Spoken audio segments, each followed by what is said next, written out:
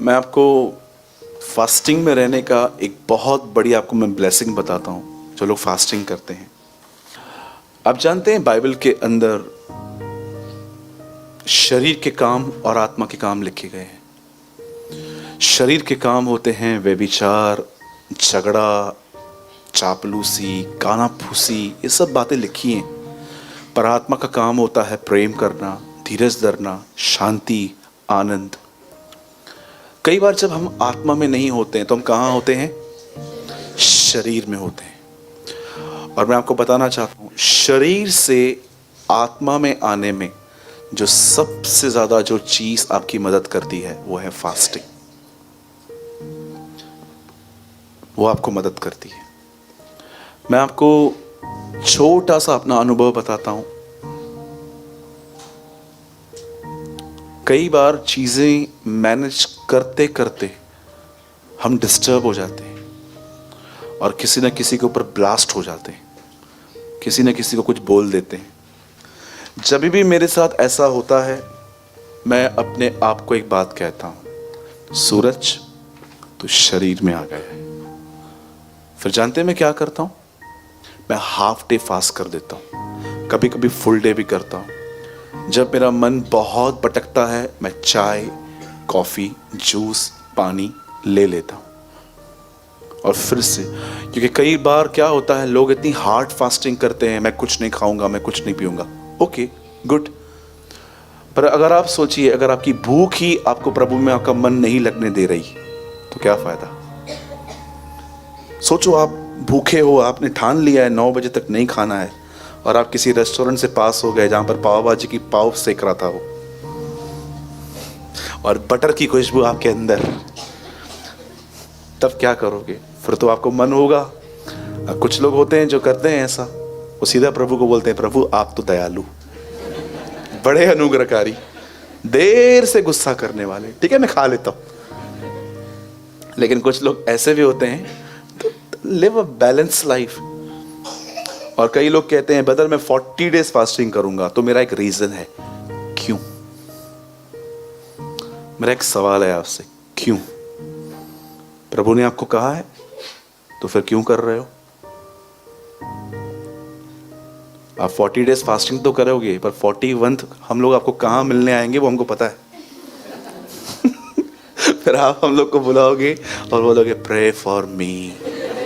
क्या हुआ? सलीन चढ़ा हुआ है, ये ग्लूकोज देखो। ये उन लोगों की हालत है जिनको प्रभु ने नहीं कहा है, अपनी मर्जी से चलते रहते हैं। मैं जब देखता हूं मेरी सेहत ठीक नहीं है, मैं फास्टिंग नहीं करता। और मैं जब लोग मुझसे पूछते हैं ब्रदर मेरी तबीयत ठीक नहीं है, मैं फास्टिंग करूं, मैं बोलता हूं नहीं, थोड़ा सा खाना खाओ हल्का, प्रभु के साथ बैठो। आप जानते हो परमेश्वर के वचन के अनुसार फास्टिंग में खाना छोड़ने से भी इंपॉर्टेंट चीज क्या है? आपका मन प्रभु में हो। उससे इंपॉर्टेंट ये है, मैं खाना क्यों छोड़ता हूं को पता है? ताकि मेरा मन खाने पीने से निकले और प्रभु में लगे। पर भूख की वजह से मेरा मन वहां नहीं, पेट में अटका हुआ है, तो मैं कहां जाऊं? राइट? जब भी आप देखो ना कि आप न चाहते हुए भी गुस्सा कर रहे हो, न चाहते हुए भी लोगों को देखकर आपको जलन हो रही है कि ये खुश कैसे बैठा है मुझे परेशान करके, जब भी आपकी ऐसी लाइफ हो ना, मैं आपको सिंपल एडवाइस देता हूं, half day full day fasting में चले जाओ। और मैं आपसे विनती करता हूं हाथ जोड़ के, फास्टिंग में यहां वहां मत घूमो। उसको फास्टिंग नहीं कहते, उसको डाइटिंग कहते हैं। तो ब्रदर हमारी तो जॉब है, चलो ठीक है, मॉर्निंग में जल्दी उठो, थोड़ा प्रभु के साथ टाइम स्पेंड करके फिर जाओ। वो तो मुझसे नहीं होता, तो तू फास्टिंग करता क्यों है? No benefit.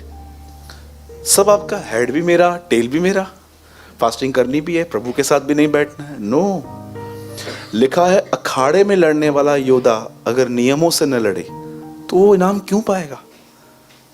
आपको कुछ बातें समझनी है।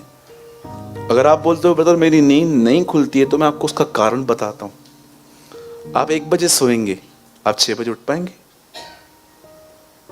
बोलिए बोलिए। आप देखिए आपकी कुछ गलतियां हैं इसमें। पहले का दाऊद उठता था सुबह 4 बजे, आज का दाऊद सोता ही रात को 4 बजे, तो कैसे उठेगा? है ना? पहले का दाऊद कितने बजे उठता था, आज का दाऊद कितने बजे सोता है? भाई मैं 4 नहीं, मैं 3 बजे सोता हूं। हाँ वही ख्याल रखिए अपना। मैं इससे पहले कि आज मैं प्रभु का वचन शेयर करूं, मैं 5 मिनट आपको कुछ पहले बताना चाहता हूं जो मुझे प्रभु ने आज दिया है। बहुत ऑसम है ये। सुनिए,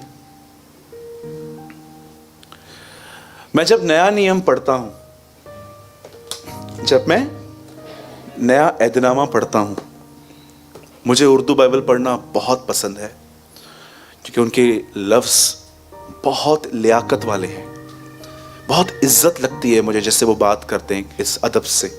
हिंदी बाइबल भी मैं रोज पढ़ता हूं, इंग्लिश भी पढ़ता हूं। मैं आपको एक चीज बताता हूं जो मैंने इन दिनों में लर्न की है। मैं इन दिनों में उन चेलों के ऊपर स्टडी कर रहा हूं जिनको यीशु ने चुना जीते जी, और जिनको उसने चुना मरने और जी उठने के बाद। और मैंने उसके चेलों में एक बात देखी, वो किसी से नहीं डरते थे। मैंने उसके चेलों में एक बात देखी, वो कभी अपना समय व्यर्थ नहीं बिताते थे। मैंने उसके चेलों में एक बात देखी जो मुझे बहुत अच्छी लगी, वो हर सिचुएशन पर ऊपर खड़े थे। चाहे भूख आई, प्यास आई, गरीबी आई। पौलुस एक जगह पे कहता है जाड़े में और उगाड़े में। आप बिलीव कर सकते हो, एक आदमी ठंडी में कपड़े नहीं थे उसके पास, जाड़े में उगाड़ा रहना। जरा सोचिए कि एक आदमी के पास शर्ट नहीं है, रोम की ठंड में वो कांप रहा था, और तीमुथियुस को कहता है जब तू आए तो मेरा कोट लेते हुए आना, जब तू आए तो मेरा बागा लेके हुए आना जो मैं वहां पर छोड़ के गया था। जरा सोचिए ये कैसे लोग थे, इनके पास परमेश्वर ने इतना इन्हें सामर्थ्य क्यों दिया था? उसका एक रीजन है। भाइयों से एक सवाल है, जितने भी भाई लोग यहां बैठे हैं, लाइफ में कभी एक बार आपके साथ ऐसा हुआ कि आपने शर्ट के बटन्स उल्टे सीधे पहन लिए? जिनके साथ हुआ है हाथ उठाइए। वो लगभग सभी हैं। अगर एक बटन ऊपर एक बटन नीचे होता है, शर्ट कैसे दिखती है? मुझे आज भी याद है, एक बार मैं ये पहन के घर से निकल गया था और सब मुझे देख रहे थे, और मैं सोच रहा था ये सब मुझे क्यों देख रहे हैं। कितना ऑकवर्ड फील होता है ना कि आपका एक शर्ट बटन नीचे एक ऊपर है। बिल्कुल यही होता है उन लोगों के साथ जिनकी जिंदगी में प्रभु का पहला स्थान नहीं है। उनकी लाइफ भी ऐसी रहती है। एक बटन ठीक से पहनना पूरे शर्ट की क्रीज ठीक कर देता है। आप जानते हो, अगर आपके लाइफ में बहुत सारे डिस्टर्बेंस हैं, प्रॉब्लम्स हैं, आप कंफ्यूजन में रहने वाले व्यक्ति हो, तो मैं आपको बताना चाहता हूं, अपनी प्राथमिकताएं बदलो। जरा देखो आप अपने लाइफ में किस चीज को सबसे ज्यादा वैल्यू देते हो? जॉब को, बिजनेस को, किसको दे रहे हो? मैं आपको लिख के दे सकता हूं, आप में से कुछ लोग यहां पर जरूर होंगे जिनको मैं कहूं कि मॉर्निंग में जल्दी उठ के खुदा को थोड़ा टाइम दो, तो आपके लिए हार्ड होगा। लेकिन अगर आपका बॉस आपको कहे कि मैं टाइम चेंज कर रहा हूं, पूरे स्टाफ को 1 घंटा पहले पहुंचना है, अगर नहीं पहुंचोगे तो निकलो यहां से, मेरे लिए और स्टाफ रेडी है, मैं आपको सच कहता हूं आप अपनी नींद खराब करोगे। क्यों? क्योंकि आपके लाइफ में पहला स्थान परमेश्वर नहीं, पैसा है। ये इनर सीक्रेट हिडन थिंग्स होती हैं जो ह्यूमन को पता ही नहीं चलती। अगर आप चाहते हो कि आप खड़े रह सको, तो उसके पहले प्रभु के साथ बैठना सीखिए। मुझे बहुत पसंद है एक वर्ड, भैया 2 लाइट्स बंद कीजिए वहां से, और मैं उसके बाद एक प्रॉपर वर्ड में आता हूं। मुझे बहुत पसंद है ये वर्ड, मैं चाहता हूं आज आप भी इस वर्ड का रहस्य समझ लो। ल्यूक 10 पंकज 10 का 42 10:42 लूका, आप चाहें तो आप खोल सकते हैं भले। परंतु एक बात अवश्य जरूरी है, और उस उत्तम बाग को मरियम ने चुन लिया है जो उससे छीना नहीं जाएगा। ये चीज मरियम के पास ऑटोमेटिकली नहीं आई थी। मरियम ने चूज की थी कि मुझे ऐसे करना है। मैं मानता हूं इंग्लिश बाइबल में कुछ मिस्टेक्स होती हैं, लेकिन मुझे ये वर्ड हमेशा हिंदी में पढ़ने में अच्छा लगता है। एक बात जरूरी है, और उस उत्तम बात को मरियम ने चुन लिया है, डिसीजन लिया है, और वो उससे छीना नहीं जाएगा। Please English brother. Only one thing is important. सिर्फ एक चीज जो जरूरी है, Mary has made the right choice and it will never be taken away from her. आप जानते हो, यीशु ने ये शब्द एक ऐसी बहन के लिए कहे जो उसके आदर से पहले, जो उसके पैरों पे बैठ के वो सुनना चाहती थी कि आज वो क्या कहेगा। लेकिन एक और बहन थी, वो किचन में बिजी थी, वो उसके लिए खाना बना रही थी। यीशु ने ये नहीं कहा कि ये है, यीशु ने कहा ये। बेहतर हिंदी लगाइए। मैं आपको इस वर्ड को थोड़ा समझाना चाहता हूं। देखिए, एक पोजीशन है उसके साथ चलना, एक पोजीशन है उसके साथ बैठना। हर वो व्यक्ति जो उसके साथ चलना चाहता है इस पृथ्वी पर, उससे पहले उसे उसके पास बैठना पड़ता है। मरियम जब यीशु उसके घर में आए, तब जानते हो उसने क्या किया? वो उसके साथ उसके पैरों पे बैठी, और उस दिन जो वो कह रहा था वो उसको सुन रही थी। और जब मार्था डिस्टर्ब हो गई काम करते करते, तब यीशु कहता है, सुन, लर्न दिस, ये सीख कि तेरी बहन क्या कर रही है। और हम मसीहों के लिए सबसे बड़ा प्रॉब्लम जानते हैं क्या है? जब हम किसी बात को सुनते हैं ना, और जब हम समझ जाते हैं ना, हमें लगता है हमने पा लिया। No, it's a deception. ये एक धोखा है। आपने समझा है, प्रैक्टिकल नहीं किया है अभी तक। मैं कितनी बार नोट्स बनाते टाइम सोचता था, यस ये मालूम पड़ गया, ये मालूम पड़ गया, ये मालूम पड़ गया। और एक दिन जब मैंने अपनी नोटबुक खोली तो मुझे लगा मैं प्रैक्टिकल कुछ नहीं करता हूं उसमें से। तो मुझे सुनने में मजा आता था। यीशु कहता है, देखो इसने एक बात चूज की। एक बटन शर्ट का अगर ठीक से नहीं पहना जाता है तो पूरे शर्ट का सिस्टम खराब हो जाता है, वो शर्ट एकदम अगली दिखती है। जरा सोचिए कितना जरूरी है कि वो स्टेप उठाइए आप जो आपके लिए जरूरी है। मेरे भाइयों, मेरी बहनों, इस बात को याद रखना। सिर्फ फैब स्टार्ट हुआ है अभी। कितनी बैड न्यूज़ सुनी है आपने फैब में, आपको पता है? कौन सी बीमारियां आपने सोचा था ये कोई बीमारी होती है? वायरस फैला है, लोग मास्क पहन के घूम रहे हैं। मैंने 2020 के बिगिनिंग से ही मैंने ऐसी न्यूज़ेस सुनी, और मैंने यूट्यूब पे कुछ लोगों को भी देखा जो कह रहे थे this year will be glorious, ये वो, जबकि पौलुस कहता है दिन बुरे हैं। नो डाउट मसीहों के लिए दिन बहुत अच्छे हैं। मैं विश्वास करता हूं जो लोग इन सब माहौल को न देखकर उसकी तरफ देखते हैं वो बढ़ते जाएंगे। पर इतना भी याद रखिए कि बहुत दिन बुरे हैं, बहुत दिन बुरे हैं। आपने देखा था पहले के लोगों में इतना जल्दी, इतना वो मेंटल हैरेस होते थे, जैसे आज आप देख रहे हो सुसाइड। देखिए क्या होते हैं ट्रेन के नीचे। मैं एक प्लेस जानता हूं बॉम्बे में जहां पर एवरी दिन 2 से 3 लोग कट के मर जाते हैं, कुर्ला।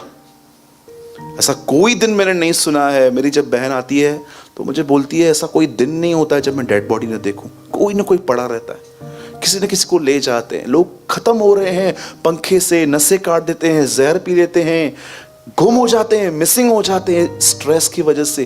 क्यों आज हम इतने मेंटली वीक हैं? क्योंकि हमारे पास हमने अपने जीवन को, इस कलाम को हमने इग्नोर कर दिया है। प्रभु के साथ बैठें, दुआ करें, उपवास करें, उसकी आवाज़ को सुनने की कोशिश करें। आप इतने स्ट्रांग हो जाओगे मेंटली। मैं आपको बताना चाहता हूं, न केवल आप ब्लेस्ड होंगे पर आप अपने परिवार के एक अच्छे प्रबंधक बनेंगे। मैं आपको लिख के दे सकता हूं, आपकी फैमिली आपके पास एडवाइस मांगने आएगी कि मैं इसमें क्या करूं, क्योंकि उन्होंने आपको मैच्योर देखा है। लेकिन अभी भी आपकी मर्जी है।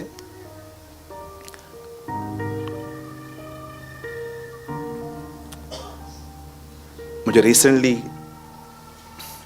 एक बहन ने लेटर लिखा, शी इज फ्रॉम बैंगलोर।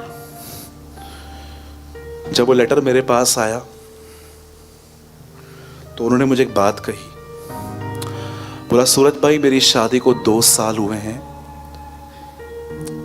मैं पहले हुबली में रहती थी पर अब मैं बैंगलोर शिफ्ट हुई हूं अपने हस्बैंड के साथ।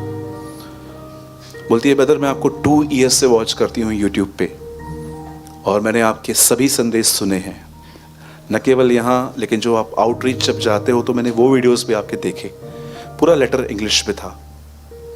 उसने कहा ब्रदर लेकिन मैं आपको बताना चाहती हूँ, जिस दिन मेरी मैरिज हुई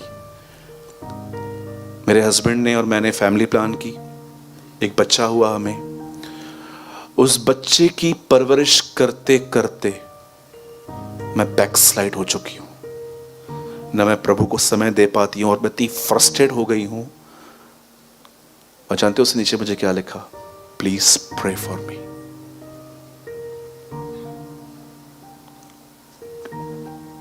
मैं उस बहन को रिप्लाई करना चाहता था लेकिन नहीं कर पा रहा हूं। मैं उस बहन को रिप्लाई करना चाहता था, बहन कोई समय था, खुदा तुम्हारे लिए खुदा था, पर अब कोई और चीज तुम्हारे लिए खुदा बन गई। आप जानते हो अगर आप ऐसी सिचुएशन में हो तो आपको क्या करना चाहिए। जब आपके पास छोटे बच्चे हैं, एक माँ जब बच्चा पैदा होता है, जैसे मॉर्निंग में उठती है पहले उसका ध्यान होता है बेबी क्या कर रहा है।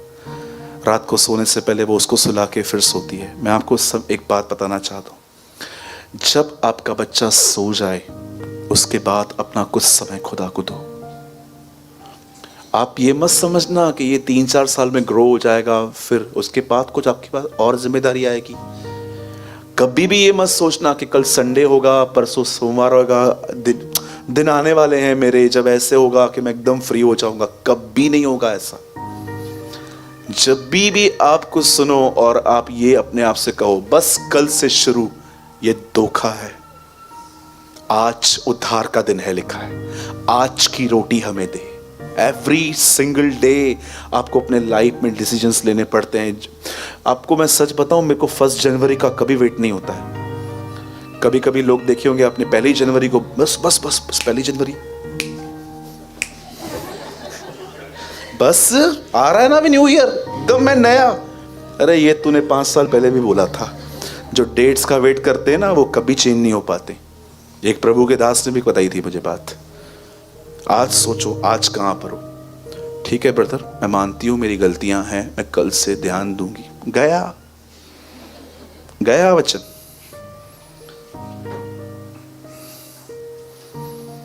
अरे मैं तो आपको ये भी कहता हूं, जिसने ये विश्वास किया ना मसीह कल आएगा वो आज पाप करेगा। जिसने ये बिलीव किया वो आज आएगा, वो आज बचेगा। यही तो हमारा विश्वास है उस धन्य आशा पर। ब्लेस्ड होप इन अवर लॉर्ड जीसस क्राइस्ट। ठीक है भाई, बटन वाला एग्जाम्पल याद पड़ गया। जैसे बटन ठीक से नहीं लगाओगे तो पूरा शर्ट गया, वैसे ही अपने लाइफ की कुछ चीजें ठीक कीजिए, सब कीजिए। और याद रखिएगा, जब मैं आपको कहता हूं प्रभु को पहला स्थान दो, इसका मतलब जरूरी नहीं है कि आपको 6 बजे उठ के ही प्रभु के साथ बैठना है, पर जो समय आपको परमेश्वर काम के बाद देता है उसमें फेथफुली उसके साथ रहिए। Spend much time with God.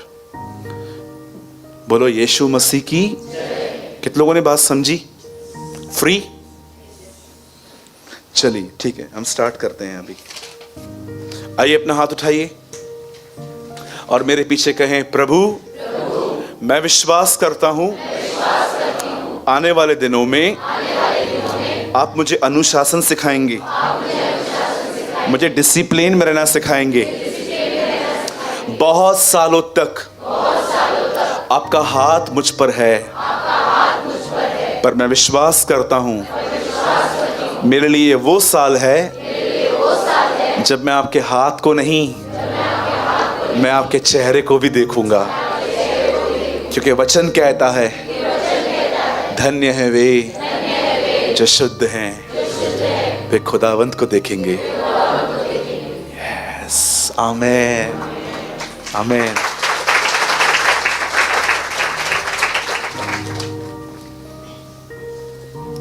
मत्ती की किताब। आज का वर्ड आप पहले भी सुन चुके हैं, लेकिन ये एक जेंटल रिमाइंडर है, क्योंकि आप सभी जानते हैं पौलुस कहता है आनंदित रहो, और मैं तुमसे फिर कहता हूं, मैं तुम्हें रिमाइंडर दे रहा हूं। आज का वर्ड सिर्फ एक वर्ड नहीं है, एक रिमाइंडर भी है। और मैंने इतने साल ये कहानी पढ़ी, पर मैं पहली बार पवित्र आत्मा के द्वारा इस कहानी के अंदर एक ऐसी चीज देख पाया जिसने रिसेंटली मुझे बहुत आशीष दी है। आइए हम सब, मैं चाहता हूं आप सब मेरे साथ खोलें मत्ती का 24वां अध्याय। जो सोए हैं कहेंगे जय मसीह की। चलो, जो 2-4 सोए हैं वो भी उठ जाइए, वैसे तो सभी जाग रहे हैं। जो सोए हैं कहेंगे जय मसीह की। हाँ चलो, अभी स्टार्ट करना चाहिए। मत्ती 24वां अध्याय, ये 23वें अध्याय के बाद आता है। ठीक है,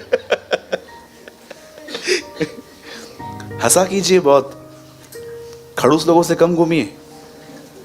किनके साथ घूमना है? जो आपको हंसाते हैं। और ऑब्जेक्ट किसको रखते हैं हंसाने का? दूसरों को नहीं, खुद को। ठीक है, दूसरों पे कभी भी, एक दिन प्रभु टीम खड़ी करेगा जो आप पे हंसेगी। आमीन। कभी भी दूसरों के नाक को देखकर, मुझे इतना दुख हुआ, मैं एक भाई के साथ था इन दिनों में, तो एक आदमी की आंख थोड़ी इस तरफ थी, तो उसने उसको बोला सी करजत का सारा। मैंने उसको बोला शेम ऑन यू, बेशरम इंसान है तू, क्या बात करता है यार। वो बेचारा, वो क्या बाय बर्थ है ना वो। कितनी गंदी बातें हैं जब लोग ऐसे मजाक उड़ाते हैं दूसरों का, ये तो मोटा है, ये तो पतला है। अरे हमको जैसा भी बनाया है ना, हमें खुदा ने बनाया है, और वो हम पे बहुत इंप्रेस है। हाँ बोलो, यीशु ने मुझ पे जान लुटाई है, आप क्या लुटा सकते हो? हाँ, कितने लोग ये बात जानते हैं आपके पास में इस समय दुनिया का सबसे खूबसूरत व्यक्ति बैठा है? देखो हाँ, मेरी माँ कहती है मैं लाखों में एक हूं। मैं माँ को बोलता हूं तू झूठ बोलती है, मैं करोड़ों में एक हूं। मैं मजाक कर रहा हूं, मैं आपको स्पेशल फील करवाना चाहता हूं ताकि आप किसी के सामने बैक मत करो। प्यार, इज्जत, प्यार, इज्जत, कभी ऐसे न बनो।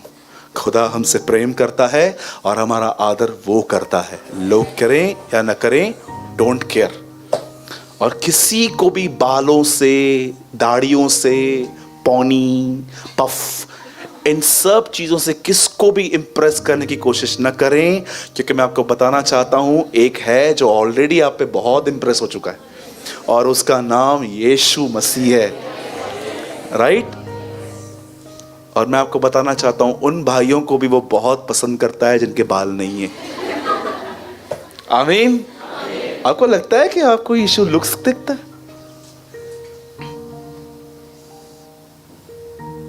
एक बच्चा जो कचरा बीन के खाता है ना, वो उससे भी उतनी ही मोहब्बत करता है, वो उसके लिए भी मरा है। एक प्रभु की महान दासी ने कहा, अगर तुम इस पृथ्वी पे अकेले व्यक्ति होते और पाप करते, तुम्हें अकेले को बचाने के लिए वो क्रूस पे मरता। That's his love। ये कभी कभी हम बोलते हैं ना यीशु दुनिया के लिए मरा, ऐसा हिस्ट्री। जब यीशु मेरे लिए मरा, it's not a history, it's a testimony. मैं ये नहीं कहूंगा कि वो दुनिया के लिए, वो मेरे लिए मरा है। आइए हम सब खोलेंगे मत्ती 24वां अध्याय। जो लोग सोए हैं उठ जाइए, बहुत ऑसम वर्ड है। 24:37 मैं आपके लिए पढ़ रहा हूं। जैसे नूह के दिन थे वैसे ही, बोलिए वैसे ही, मनुष्य के पुत्र का आना भी होगा। 38 ब्रदर। क्योंकि जैसे जल प्रलय से पहले के दिनों में जिस दिन तक नूह जहाज पर न चढ़ा था, उस दिन तक लोग खाते पीते थे और उनमें ब्याह शादी होती थी। आगे, और जब तक जल प्रलय आकर उन सबको बहा न ले गया, तब तक उनको कुछ भी मालूम न पड़ा। वैसे ही मनुष्य के पुत्र का आना भी होगा। प्लीज भैया English. When the Son of Man comes, it will be the same as what happened during Noah's time. आगे, in those days before the flood, people were eating and drinking, marrying and giving their children to be married right up to the day of Noah entered the boat. आगे, they knew nothing about what was happening until the flood came and destroyed them all. It will be the same when the Son of Man comes. सुनिए, आप जानते होंगे सबसे पहले जिस व्यक्ति ने परमेश्वर का मंदिर बनाया था, उस व्यक्ति का नाम था सुलेमान। लेकिन वो मंदिर ज्यादा समय तक न रहा, उस मंदिर को तोड़ दिया गया। उसके बाद एक और बार प्रभु का मंदिर बना, फिर से टूट गया। लेकिन जानते हो, एक समय ऐसा भी था जब परमेश्वर का मंदिर बन रहा था, और ये इतिहास गवाह है, इस बार मंदिर को बनाने के लिए 46 साल लग गए। ये नए नियम में लिखा है। यीशु ने एक बार कहा, इस मंदिर को ढहा दो, मैं इसे 3 दिन में खड़ा करूंगा। यीशु अपने लिए बात कर रहा था। तब वो लोग उसे कहते हैं, इस मंदिर को बनाने में 46 साल लग गए और तू कहता है कि इसे मैं 3 दिन में बना दूंगा। नीचे लिखा है, वो नहीं जानते थे कि यीशु ने अपनी देह के विषय में कहा था। अब आप सोचिए, 46 साल एक मंदिर को बनते हुए थे, वो कितना खूबसूरत होगा। जरा सोचो, आप जब 5 साल के थे तो आप एक जगह से पास हो रहे थे और आपने डैडी से पूछा, डैडी ये क्या है? बेटा कंस्ट्रक्शन चल रहा है। बस सोचिए, जब आप 51 ईयर्स के हो गए और एक दिन आप वहां से गुजर रहे थे, आपने देखा अब तक कंस्ट्रक्शन चल रहा है 46 सालों से। जरा सोचिए, 46 ईयर्स अगर एक टेंपल को बनाने में लग गए होंगे तो वो कैसे बना होगा। इसीलिए पतरस ने उसे वो टेंपल दिखा के कहा, प्रभु क्या तू उस मंदिर को देख रहा है? और यीशु ने उस मंदिर को देखकर एक बात कही, तुम इस मंदिर को और हर चीज को नाश होते हुए देखोगे।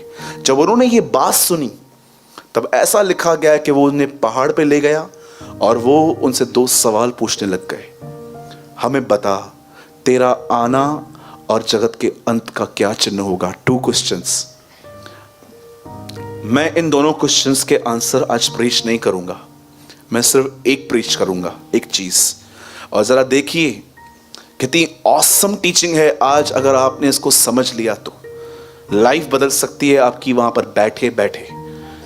मैं विश्वास करता हूं कि आज का प्रचार जब होगा, परमेश्वर आपसे मुलाकात करेगा। जानते हो यीशु ने वहां पर क्या कहा?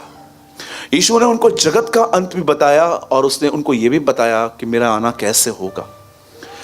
जब उसने उनसे पूछा कि प्रभु आपका आना कैसे होगा और जगत का अंत कैसे होगा, तब यीशु ने उन्हें कोई डेट नहीं दी, उसने उनको कोई तारीख नहीं दी।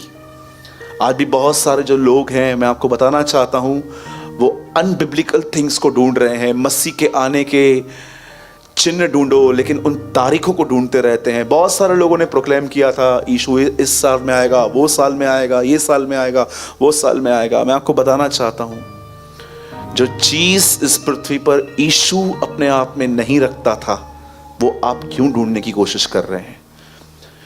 उसने ये कभी भी नहीं कहा कि उन सीजन्स को ढूंढो कि मैं कब, वो उस तारीख को ढूंढो। उसने कहा सुनो, तैयार रहो।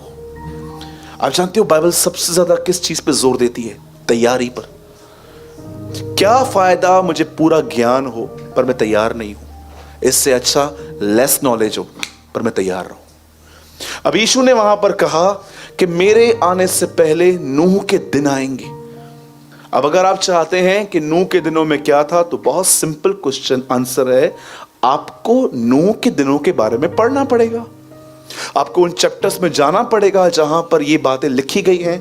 और मैंने इन दिनों में उन सारे अध्यायों को पढ़ लिया और मैं एक ऐसी चीज वहां पर देख पाया जो मैं आज आपसे शेयर करना चाहता हूं। और मुझे लगता है कि आपने बहुत बार बाइबल पढ़ी होगी, आपने बहुत बार इन बातों के बारे में संदेश सुने होंगे, पर जरा देखिए क्या आपने ये लर्न किया है आज तक?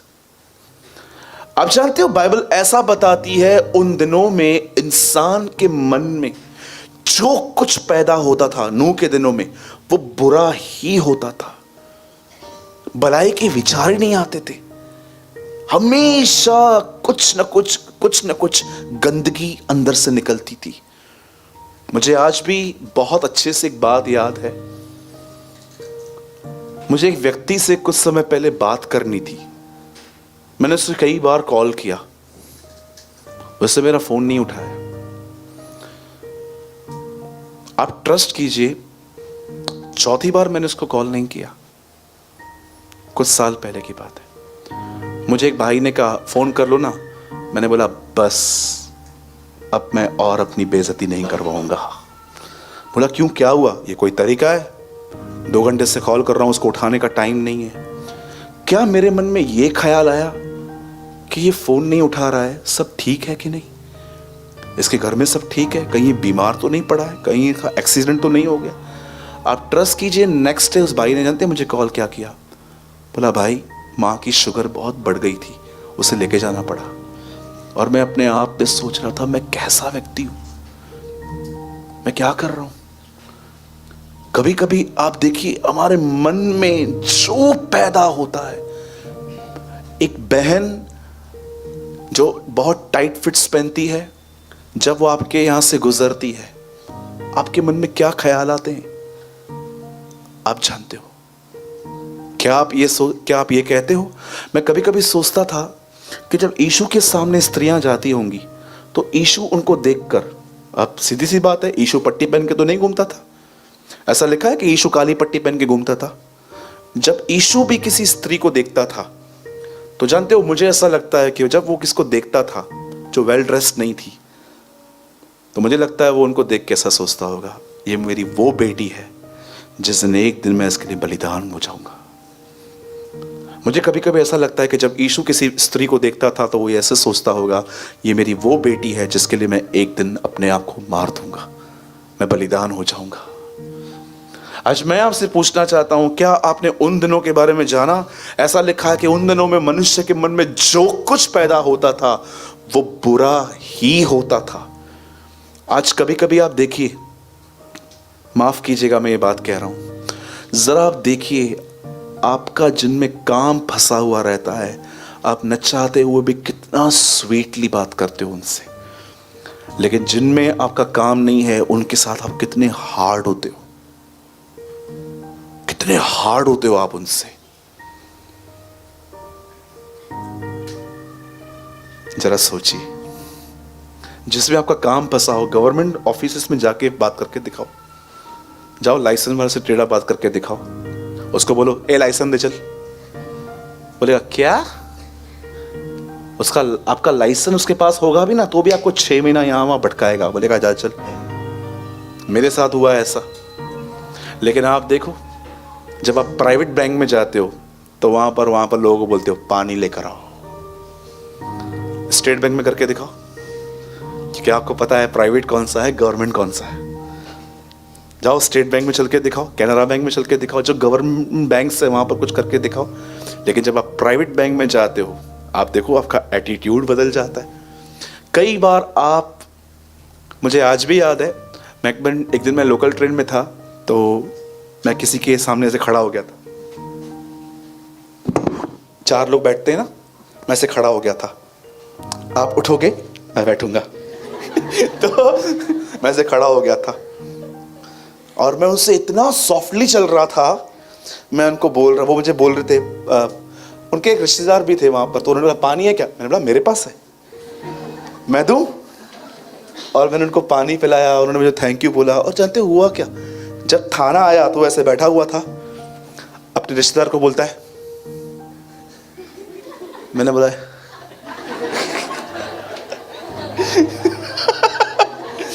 उसको बोलता है, और जैसे उठा वो बैठा, मैं अंदर में।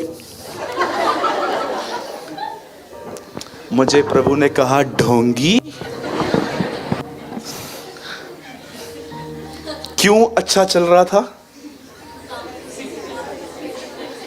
काम नहीं हुआ तो रियल हो गया मैं। कभी कभी आप देखो जिनमें आपका काम फंसा हुआ रहता है, काम वाली बाई को तो आजकल रानियों की तरह रखा जाता है, क्योंकि पता है अगर ये नहीं आई तो कल काम वाली बाई मैं हूं, है ना। अब भाई लोग भी देखिए, वर्कर्स से कभी कभी जिसको पूरा काम आता है उसके गुलाम बन जाते हैं, तो कल आएगा ना भाई, आना मैं किधर जाने वाला हूं। लेकिन जिनमें आपका काम फंसा हुआ नहीं है, ओ हो, उसके बाद देखो उसके साथ आप कैसे कितने हार्ड हो। इसलिए यीशु ने कहा आओ मुझसे सीखो क्योंकि मेरा दिल नम्र और दीन है, मैं सबके साथ हार्ड नहीं हूं। मुझे बहुत अच्छा लगता है ये वचन कि उसने इनवाइट किया, आओ और लर्न करो, I am humble and gentle in the heart. ये सारी बातें उन दिनों में थी। जरा देखिए जब आपको पैसे नहीं होते हैं माँ बाप से कैसे बात करते हो, लेकिन जिस दिन पैसे आ जाते हैं तू करके बात करते हैं। आज की जनरेशन मालूम है माँ बाप को क्या बोलती है, तू है ही पागल, तुझे तो अकल नहीं है। अगर आप यूथ हैं, मैं आपको एडवाइस देता हूं, रिस्पेक्ट योर पेरेंट्स। आंख बंद करके उनकी मानो। मैं नहीं कहता हूं कि अगर वो आपको कुछ ऐसा सिखा रहे हैं जो प्रभु के खिलाफ है वो करो, पर एटलीस्ट उनका ऑनर करो। जरा उन लोगों से पूछो जाके जिन्होंने माँ बाप खो दिए, उनको कितनी याद आती है कि काश मैंने कदर की होती उसकी। लेकिन बहुत लोग जीते जी कदर नहीं करते हैं। राइट? मैं गलत बोल रहा हूं? ऐसा लिखा गया है परमेश्वर के वचन में कि उन दिनों में इंसान के मन में जो पैदा होता था वो बुरा होता था। मैं प्रभु से कई बार पूछता हूं, प्रभु हमें पाखरू क्यों मिला? ताकि तेरे अंदर कुछ अच्छा पैदा हो। क्यों तूने हमें पवित्र आत्मा दिया? ताकि तुम्हारे अंदर, पौलुस कहता है, मुझ में कोई बली वस्तु वास नहीं करती, और मैं जानता हूं एक ही बली वस्तु इन दिनों में हमें वास करती है, पवित्र आत्मा। कौन इस जीव को वश में कर सकता है? उसके बाद लिखा है मनुष्य से तो ये नहीं हो सकता, मनुष्य से नहीं हो सकता। तो एक ही आंसर है, एक ही है जो उसे कंट्रोल कर सकता है, पवित्र आत्मा। आप जानते हो बाइबल बताती है नूह के दिनों में ऐसा हुआ कि जो कुछ इंसान के मन में पैदा हो रहा था वो सब बुरा ही पैदा हो रहा था। और उन दिनों में एक और चीज वहां पर हो रही थी, ध्यान दीजिएगा, एक और चीज वहां पर हो रही थी। आई एम सो सॉरी ये कहते हुए, लेकिन ये सच है। उन दिनों में बहुत सारे लोग अनलॉफुल सेक्स कर रहे थे। याद रखिए, सिर्फ परमेश्वर ने एक ही प्यार को व्यभिचार नहीं कहा है, हस्बैंड और वाइफ। अगर एक पति पत्नी शादी के बाद एक दूसरे को छूते हैं, बाइबल इसे व्यभिचार नहीं प्रेम कहती है। लेकिन अगर वो शादी से पहले एक दूसरे को छूते हैं तो बाइबल उसे व्यभिचार कहती है। आप जानते हो, इस बात को याद रखना, sex is not for man and women, it's for husband and wife. वो एक पति पत्नी के लिए है, आपके लिए नहीं है। इस बात को हमेशा याद रखें। मैं कितने लोगों से मिला इन दिनों में, बहुत सारे लोगों से, जिन्होंने बहुत सीरियस मिस्टेक्स की हैं। प्रभु तो उनको माफ कर चुका है, खुद को माफ नहीं कर पा रहे हैं। बोलते हैं हमने ये किया, हमने वो किया। मैंने उनसे सरेंडर प्रेयर्स करवाई, बोलो कि मैंने खुदा तुझे अपना जीवन वापस दिया। 1 महीने के बाद वापस कॉल, ब्रदर मैं ऐसा हूं, मैं वैसा हूं, मैं ऐसा हूं, मैं वैसा हूं। आप जानते हो उन दिनों में क्या हो रहा था? परमेश्वर ने एक स्त्री और एक पुरुष को एक विवाह में बांधा है ताकि वो एक साथ रहें, अपना वंश बढ़ाएं। लेकिन उन दिनों में ऐसा नहीं था। उन दिनों में तो छोड़िए, स्त्री और पुरुष भी छोड़ो, स्त्रियां स्त्रियों के साथ, पुरुष पुरुषों के साथ पाप कर रहे थे। आप पढ़ सकते हो, लूत के दिनों में भी ऐसा होता था। लूत ने 2 स्वर्गदूतों को बोला आओ अंदर छुप जाओ। अरे वो अंदर छुप गए, पूरा नगर वहां पर आ गया। बोलते हैं निकाल उन दोनों को बाहर। लूत कहता है मेरी बेटियों को देखो, उन्होंने किसी पुरुष का मुंह नहीं देखा है, उन्हें ले जाओ पर इनको मत करो, ये अतिथि हैं। बोलते हैं नो, वी वांट मैन, हमको वो चाहिए। इतना व्यभिचार बढ़ गया था। जब परमेश्वर ने देखा कि मन में ऐसा पैदा होता है, ये लोग क्या कर रहे हैं, अनलॉफुल सेक्स करते हैं ये लोग, उसके बाद एक और चीज लिखी है, उन दिनों में मनुष्य की गिनती बढ़ रही थी। आज आप देखिए पॉपुलेशन कितनी बढ़ गई है। हम इंडिया में कितने 127 करोड़ लोग रहते हैं, वो भी मैंने 3 महीना पहले पढ़ा था। हर दिन मैं ये नहीं कहता हूं कि पॉपुलेशन बढ़ना, पर मैं कहता हूं जो उन दिनों में हुआ था वो आज भी आप देखते हो। अब हुआ क्या, ऐसे माहौल को परमेश्वर बचाने की कोशिश कर रहा था, और परमेश्वर ने एक व्यक्ति को देखा जिसका नाम था नूह। और आप जानते हो वो एक ऐसा व्यक्ति था जो, मैं नहीं कहता हूं परफेक्ट था, पर अपराइट था। वो प्रभु के साथ चलता था, और ऐसा लिखा है नूह धर्मी पुरुष था और प्रभु के साथ चलता था। आप जानते हो नूह धर्मी कैसे बना? प्रभु के साथ चलते हुए। एक व्यक्ति अगर कहता है मैं धर्मी हूं, तो याद रखना उसमें धार्मिकता निवास करती है। धार्मिकता का मतलब होता है मसीह का स्वभाव। यीशु ने कहा धन्य हो तुम जो धार्मिकता के लिए भूखे और प्यासे हो, तुम तृप्त किए जाओगे। धन्य हो तुम जो मेरे तरह बनना चाहते हो, मैं तुम्हें बनाऊंगा। उन दिनों में ऐसा था, और परमेश्वर नूह को एक आज्ञा देता है कि सुन, एक काम कर, गोपेर वृक्ष की लकड़ी ले। और उसने अपने 3 बेटों की मदद ली इसमें। हर दिन नूह एक जहाज बनाने लगा। और अब मैं आपको जो समझा रहा हूं, प्लीज इस पे ध्यान देना। आप इस बात को याद रखिए, नूह अपने 24 घंटे कैसे बिताता था। फर्स्ट, वो बोट बना रहा था। सेकंड, वो हाफ डे प्रीचिंग करता था। और मैं आपको बताना चाहता हूं, बाइबल में उस टॉपिक के बारे में भी लिखा गया है जिस टॉपिक को लेके वो उन दिनों में प्रीच कर रहा था। ऐसा लिखा गया है, धर्म का प्रचारक नूह। बोलिए धर्म। ऐसा लिखा गया है, धर्म का प्रचारक नूह उन दिनों में बचा और संसार को दोषी ठहराया। आप जानते हो जब बाइबल कहती है धर्म, तो उसका अर्थ क्या है? तुम उसके धर्म और राज्य की खोज करो और बाकी की सारी वस्तुएं तुम्हें मिल जाएंगी। जब बाइबल कहती है राइचियसनेस, धर्म, इसका अर्थ क्या है? प्लीज आप बाइबल मत खोलिएगा, मैं आपको एक सिंपल वर्ड दिखा रहा हूं ताकि आप इसको समझ पाओ। पंकज, व्यवस्था विवरण 6 अध्याय का लास्ट वर्ड कोट करो। देखो जब बाइबल कहती है धर्म का प्रचारक, तो धर्म होता क्या है? यदि हम अपने परमेश्वर यहोवा की दृष्टि में उसकी आज्ञा के अनुसार इन सारे नियमों को मानने में चौकसी करें, तो यही हमारे लिए धर्म ठहरेगा। That's called righteousness. जानते हो नूह ने क्या प्रचार किया? राइचियसनेस। बंद करो ये सब, उसने कहा। निकलो इन बातों से। मैं एक जलयान बना रहा हूं, मैं तुम्हारे लिए बोट बना रहा हूं। एक आदमी ने तो कहा उसकी बोट इतनी बड़ी थी कि एक स्टेडियम में आ सकती थी। इतना समय लगा, 120 साल तक वो आदमी, सोचो, मॉर्निंग में ब्रेकफास्ट करके अपना काम करता होगा और फिर प्रीच करता था। बोट के बाहर खड़े होके लोग आते थे और वो कहता था सुनो, कुछ इंसिडेंट होने वाला है। तुमने कभी पानी नहीं देखा है ना, ऊपर से गिरते हुए पानी गिरेगा। ये बोट है, चढ़ो, पर इस बोट में चढ़ने से पहले पश्चाताप करो, रिपेंट करो, आओ ऊपर, तुम बचोगे। कोई बात नहीं मान रहा था। सबको लग रहा था ये एकदम ही इज अ क्रेजी, ये पागल है, ऐसी बातें कहता है। लोगों ने आज तक क्या देखा है आसमान में? प्लेन, परिंदों को उड़ते हुए, रॉकेट्स उड़ते हुए। क्या वो इस बात पे बिलीव करते हैं कि इसी आसमान पे अब बहुत जल्द एक व्यक्ति आने वाला है अपनी कलीसिया को उठाने के लिए? जैसे नूह के दिनों में हुआ था, लिखा है वैसे ही होगा। और बाइबल ऐसा बताती है 120 साल तक प्रचार हुआ। हर दिन बोट बनाई जा रही थी, प्रचार किया जा रहा था, बोट बनाई जा रही थी, प्रचार। और एक दिन ऐसा हुआ, प्रभु ने कहा ओवर, फिनिश। और लिखा है नूह अपने परिवार के साथ गया और प्रभु ने उसका दरवाजा बंद किया। और याद रखिए, अब जो मैं आपको समझा रहा हूं, मैं आप पे से किसी भाई से एक सवाल पूछता हूं। अगर 120 साल आप प्रचार करो और एक आत्मा ना बचा पाओ, सबसे पहले तो मैं आपको बताना चाहता हूं, आप 120 साल कर ही नहीं पाएंगे।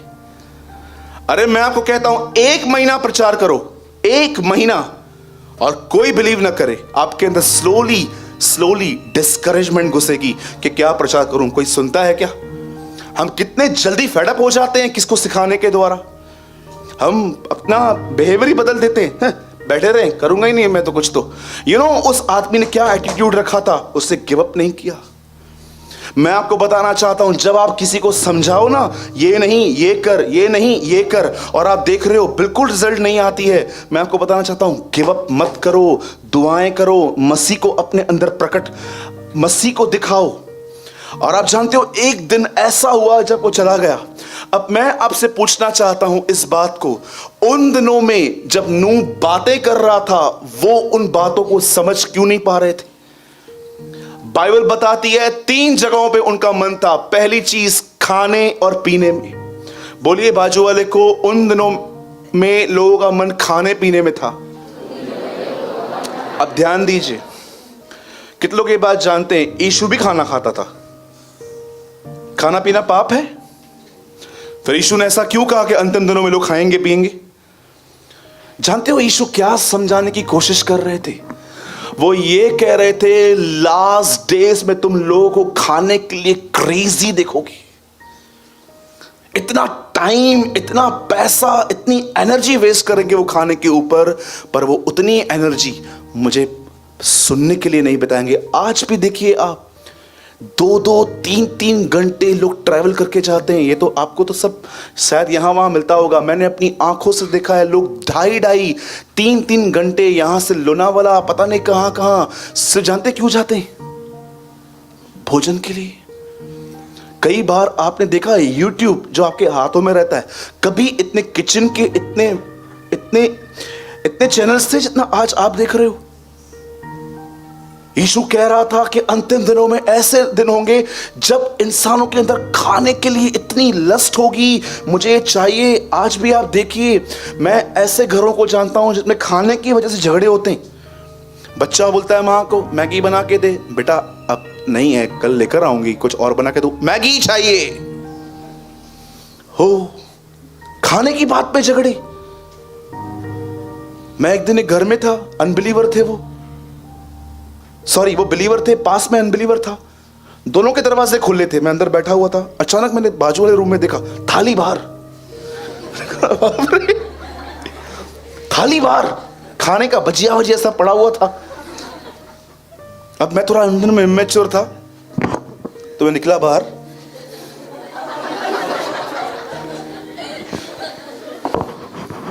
और वो आदमी इतना गुस्से में था, मैं अंदर चला आया कि जो मुझे मिलने वाला है वो भी ना फेंक दे।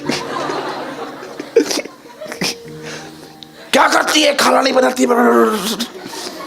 बाप रे, ये खाने के लिए। सोचो, जिस टाइम आपको पाव भाजी खाने का मन है और प्रभु आपको कहे खाएंगे कल, आज नहीं, आज क्या खाना है, आज ये खा, नहीं। कितना बड़ा बंधन है कि जो मुझे चाहिए वो मुझे मिलना चाहिए। इसको जानते हैं क्या बोलते हैं? इसको बोलते हैं गुलामी। सब बातें मेरे लिए अवश्य तो हैं, पौलुस कहता है, पर मैं किसी चीज का गुलाम नहीं बनता। इन आखिरी दिनों में आप जानते हो लोगों को क्या देखते हो? लोग खाना खाना खाना खाना। मैं एक जगह पे गया था, वहां लिखा था, food is God, don't waste it. मैं पढ़ रहा था, बात तो सही है, लेकिन थोड़ी उल्टी है। इससे लिखा है फूड इज गॉड, जबकि बाइबल बताती है गॉड इज योर फूड। और कभी कभी आपने देखा है, आप होटल में जाते हो, 3 लोग, कितना ऑर्डर कर लेते हो, और आप आधा भर के एक दूसरे को इशारे कहते हो, तो हो गया, ये तो ठीक है, पार्सल मिल जाता है। पर कितने लोगों को ऑर्डर देते टाइम प्रभु का ये वचन याद आता है, बचे हुए टुकड़े उठाओ, डोंट वेस्ट फूड। भले ही वो खुदा नहीं है, पर आप उसे वेस्ट मत करो। मैं आपको सच कहता हूं, मैं एक परिवार को जानता हूं, एवरी सिंगल डे वो एक ही खाना खाते हैं, चावल और तुअर की दाल, 31 के 31 दिन। मैं आपको ऐसे लोगों को दिखा सकता हूं जो 10 रुपए का भजिया 2 पाव सारा दिन चलते हैं। जरा सोचिए, आप कितने अनथैंकफुल रहते हैं कई बार। मुझे क्या मिला, मुझे क्या, कितना वेस्ट करके आते हैं आप। मैं धन्यवाद देता हूं उन प्यारे भाइयों का जो एवरीडे चर्च के अंदर खाना बनवा के पैक करके लोगों को देने आते हैं। Brother, I salute you. जो मैं कभी फास्टिंग में रहता हूं ना, जानते हो मैं क्या लर्न करता हूं? हंगरनेस में क्या होता है। मैंने ये लर्न किया है, जब फास्टिंग में भूख लगती है तो कभी कभी मैं उन लोगों का पेन समझ लेता हूं जो भूखे होते हैं। मैंने इतना ब्लेस्ड हुआ, एक दिन मैंने खुद को भूखा रखा था ये समझने के लिए कि भूख होती क्या है। पहले के दिनों में मुझे भूखा रहना पड़ा था कुछ समय पहले, पर इन दिनों में कभी कभी मैं भूख में रहता हूँ ना, मैं लर्न करता हूँ भूख क्या होती है। फिर जानते हो, जब मैं किसी गरीब से मिलता हूँ ना, मुझे महसूस होता है ये आदमी कहाँ से गुजरता होगा। मेरे भाइयों और बहनों, अंतिम दिन ऐसे दिन है, खाने पीने पर लोग का मन लगा रहेगा। खाना पीना पाप नहीं है। हाँ, ऐसा नहीं है आप रात को कुछ खाना ही नहीं बनाओ, आपके पति मेरे को कॉल करेंगे क्या सिखाया, खाना नहीं दे रही है मुझे वो, बिल्कुल भी नहीं। खाना अच्छे से अच्छा क्वालिटी फूड खाओ, सारा दिन दिमाग इससे मत चलाओ। दूसरी चीज यीशु ने जानते क्या कही? उन दिनों में लोग कहाँ थे? बोलो शादी ब्याह। चलो एक सवाल पूछते हैं, जो भी लोग सेलफोन यूज करते, जब आप किसी से चैट करते हो, बताओ आप क्या कर रहे हो? Clean chat. बोलो मैं रिलेशनशिप मेंटेन कर रहा हूं। यीशु कहता है अंतिम दिन संबंधों के दिन है। आप कभी कभी देखते हो रास्ते पर स्टूडेंट्स, बड़े बड़े लोग बैग ऐसे पहन के, मैंने कितने लोगों को देखा है रास्ते पर। एक लड़की तो गटर में गिर गई थी।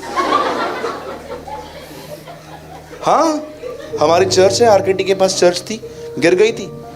सैंडविच वाले ने बोला ये आपकी तरफ आ रही थी क्या, देखो कौन है। हम लोग वहां पर गए तो उससे बोला भैया हाथ दो ना। हमने हाथ दिया तो हमने बोला आप कैसे गिर गए, इतना इतना डीप खड्डा है। चैट कर रही थी, पता ही नहीं चला उसको। कभी कभी आपने ये बात देखी है, किसी से रिलेशन मेंटेन करते करते आपका पूरा दिन बर्बाद हो गया। आप इतने इम्बैलेंस क्यों हो?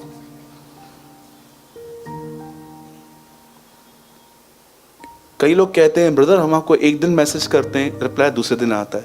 क्यों? आप फंस नहीं हो मेरे लिए? शायद तीसरे दिन भी आएगा।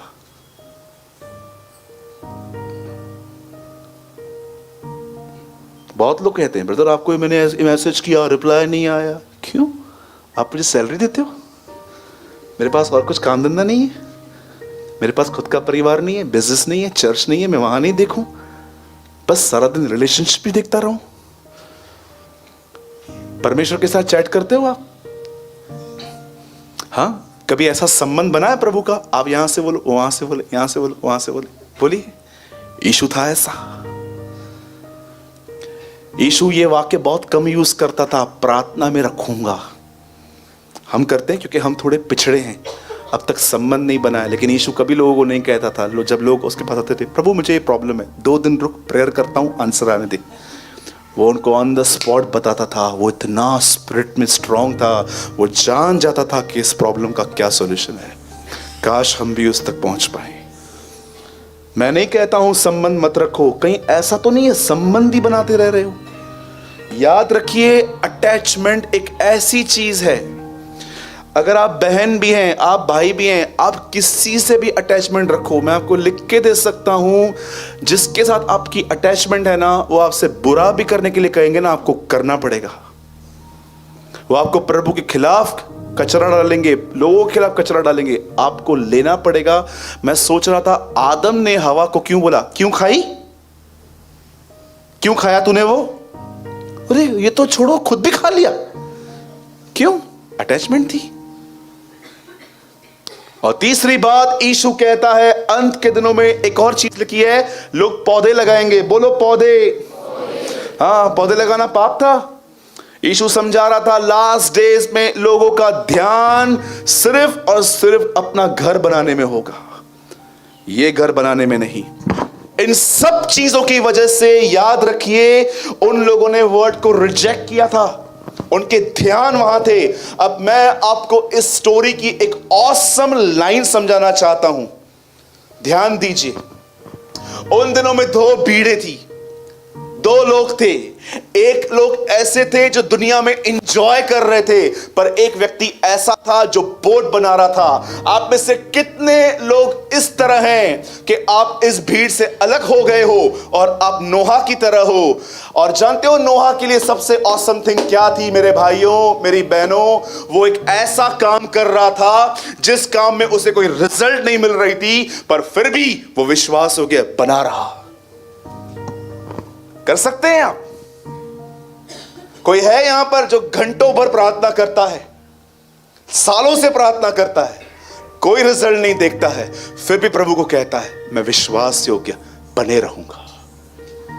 मैं सोच रहा था नोहा क्या कर रहा था। सबसे पहले एक ऑसम थिंग वहां पर सिखाई गई है, दुनिया का प्रभाव उस पर नहीं था। अरे बहुत लोग जब पवित्र आत्मा से भरे हुए नहीं रहते हैं, नौकरियों पे जाके देखिए गलत एटीट्यूड लेकर आते हैं, लोगों से मिलकर देखो उनकी मिक्सिंग लेकर आते हैं। एक ऐसा व्यक्ति उन दिनों में था जो इतनी गंदी दुनिया में था, पर कोई भी उसका असर उस पर नहीं था। और देखिए ये यहां से तो अलग होकर अपना काम कर रहा था, पर अपने काम में भी रिजल्ट नहीं दिख रहा था। कभी आपने इस बारे में सोचा? एक आत्मा नहीं बचा पाया वो। मैं सोच रहा था क्यों इस आदमी का नाम इतना बाइबल में आया। और जानते हो एक दिन प्रभु इस्राएलियों को क्या कहता है? तुम्हारे लिए नूह भी विनती करे तो भी मैं तुम्हें नहीं छोड़ूंगा। पढ़ा है आपने? ये आजकल की किताब में लिखा गया है, चाहे नूह, दानियल, यूसुफ जिंदा होते तो भी मैं तुम्हारी नहीं सुनूंगा। परमेश्वर एक राइचियस मैन को हजारों सालों तक प्रभु से नहीं भूला था। पढ़ के देखिए, एक व्यक्ति का दुनिया का कोई प्रभाव उस पर नहीं है, वो वैसे ही जी रहा है और अपना काम कर रहा है, पर वो अपने काम में भी कोई रिजल्ट नहीं देख रहा है, फिर भी वो विश्वास योग्य बना रहा। जरा आप सोचिए, आप दुनिया से अलग हो जाते हो, आप कई बार कहते हो कि ठीक है मैं ये काम नहीं करूंगा, और जब आप कलीसिया में आते हो तो कलीसिया में भी आपको ऐसे लोग मिलते हैं जो जिनके अंदर पॉलिटिक्स भरी हुई रहती है। मैं कई बार एक जगह पे था, जब मैं पहले था, मैं देखता था कि मेरे पास कोई वर्ल्डली फ्रेंड नहीं था, मैं किससे बात नहीं करता था। और जब मैं प्रभु में आ गया, मैंने सोचा कि मैं प्रभु के लोगों के साथ नाता रखूंगा। और जब मैं उनके साथ नाता रखता था, मैं उनमें भी कुछ ऐसी बातें देखता था। मैं बोलता रहा, प्रभु मैं यहाँ से भी अलग हो गया हूँ, अब मैं यहाँ पर हूँ, यहाँ पर भी ये बातें फेस कर रहा हूँ, ये है क्या? मैं शिकायत करता था। पर मेरा एटीट्यूड बदल गया उस दिन जिस दिन मैंने नोहा के लिए पढ़ा। एक व्यक्ति संसार से अलग होके खुदा का काम कर रहा था, उसमें भी वो रिजल्ट नहीं पा रहा था, फिर भी वो फेथफुल बना रहा। कितने लोग हैं मुझे बताइए इस तरह जीवन जीते हैं कि प्रभु मैं बहुत दुआएं करता हूं, आपके साथ चलता हूं, पर मैं देखता हूं प्रभु मुझे अब तक वो नहीं मिला है जो मुझे चाहिए, पर फिर भी मैं विश्वास हो गया बना रहूंगा। और यही वो व्यक्ति था जो 150 दिन पानी के ऊपर तैर रहा था अपने ही बोट में। एक दिन वो नीचे उतरा, और आप देखिए हम सब उसी में से निकले। यदि आप इस रविवार की सुबह इस कलीसिया के अंदर परमेश्वर का वचन सुनने आए हो, तो आज परमेश्वर आपको एक ही चीज कहना चाहता है, my son, my daughter, be faithful. विश्वास योग्य बने। और जब मैं आपको कहता हूं विश्वास योग्य बनो, तो जानते हो उसका अर्थ क्या है? इसका अर्थ क्या है? मैं परमेश्वर पे भरोसा करने वाला व्यक्ति हूं, पर अब परमेश्वर मुझे कह रहा है ऐसा व्यक्ति बन जिस पे मैं भरोसा कर पाऊं। इसे कहते हैं विश्वास योग्य बनना। आप कहोगे ब्रदर मैं परमेश्वर की नजर में विश्वास योग्य बनूं, इसका अर्थ क्या है? एक ऐसा व्यक्ति बनना जिस पर परमेश्वर भरोसा कर सके। आप जानते हो इस दुनिया में सबसे पहले किस आदमी पे प्रभु ने भरोसा किया था पर वो खरा नहीं निकला? अय्यूब। प्रभु ने उसके लिए डेविल को कहा था, तू इसको देखता है, ये सीधा है, खरा है, बुराई से दूर रहता है। लेकिन अय्यूब अपने खरेपन पर अधिक समय नहीं बन पाया, और आप देखते हो 3 अध्याय के बाद उसने प्रभु को कोसना भी शुरू कर दिया। वो टूटा, वो नीचे गिरा। आज मैं आपसे एक सिंपल बात पूछ के मैं आपको सबको खड़ा कर रहा हूं। जस्ट मुझे एक बात का आंसर दीजिए, और मैं बड़े आदर से ये क्वेश्चन आपसे पूछ रहा हूं। मुझे इसका आंसर यस और नो में नहीं चाहिए, पर मैं चाहता हूं आप इस सवाल को आप अपने दिल में रखें आज। क्या आपने अपने आप को प्योर बना के रखा है?